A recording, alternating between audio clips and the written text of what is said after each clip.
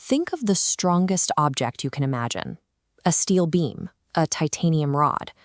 We tend to view these objects as perfectly rigid, but they aren't. Apply enough pressure, and even a solid steel bar will yield and deform.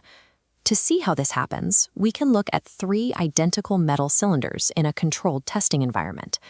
When we apply different forces, these identical objects react in entirely different ways.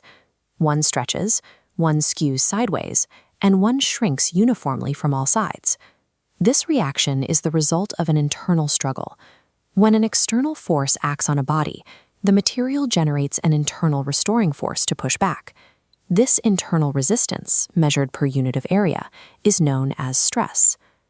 The measurable consequence of that stress, the fractional change in the object's original shape or size, is called strain.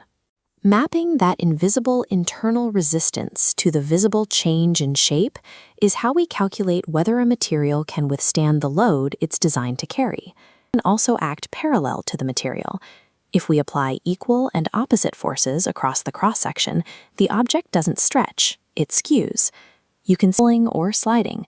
These forces are attacking specific linear dimensions or angles along a single axis. There is a third scenario where the force doesn't target a single axis. Imagine a solid sphere submerged deep in a high-pressure fluid. Is simply the ratio of that change in volume to the original volume of the sphere. Unlike stretching or sliding, hydraulic stress is a uniform assault. It alters the object's spatial footprint without distorting its basic geometry. By SI unit for stress is always newtons per square meter, or pascals. But look at strain. Whether we are measuring a change in length, an angle, or a volume, we are always dividing a unit of dimension by that exact same unit. Because the units cancel out perfectly, strain is a pure number. It is completely dimensionless.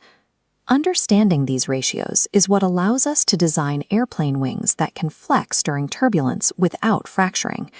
Predicting exactly how a material will deform under pressure is the first step in building a world that can withstand the forces acting upon it.